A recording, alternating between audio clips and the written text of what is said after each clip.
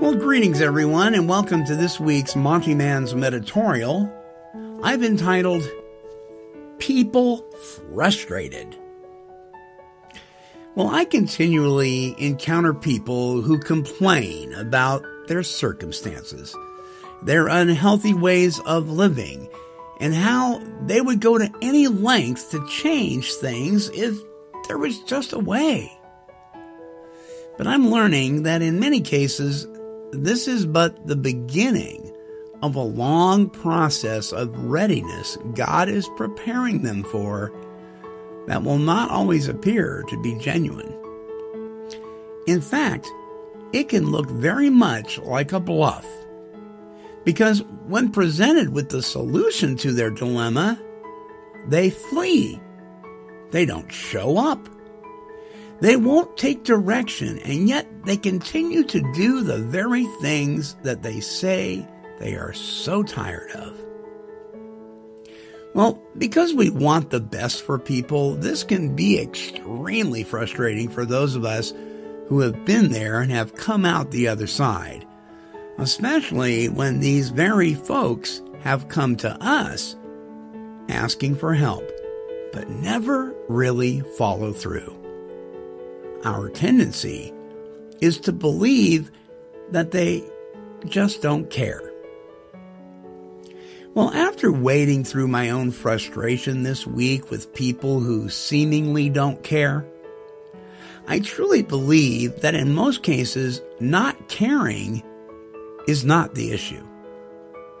They care all right, but because of their inability to move from detriment to dedicated, they are trapped and stuck in their own complacency.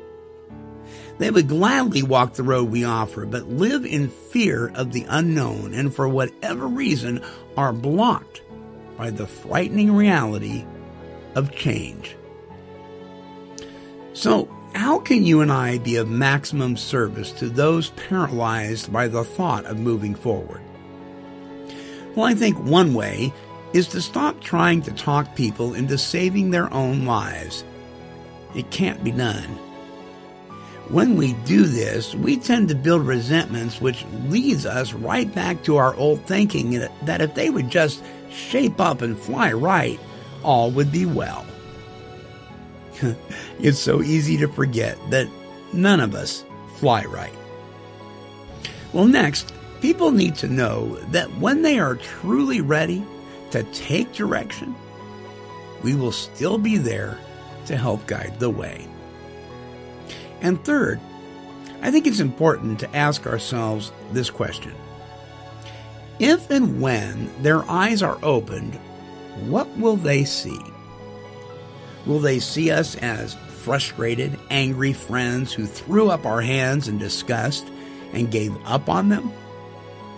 Or will they see a friendly face that regardless of their lack of dedication at the time to their own success, we waited patiently for them to walk through the door of willingness?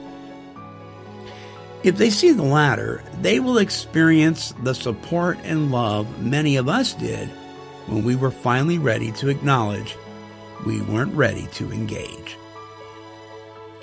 So, do you know people that are constantly in turmoil, complaining about their circumstances and yet don't seem to want to take the steps so necessary to promote change?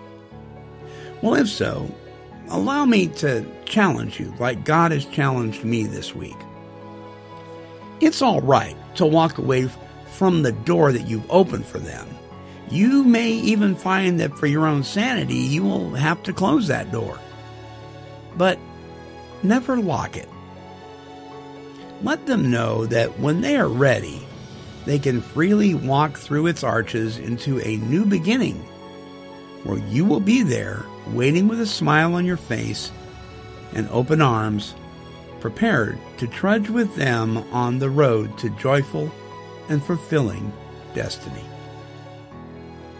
Well, until next time, this is the Monty Man, and I'm wishing God's perfect serenity for you.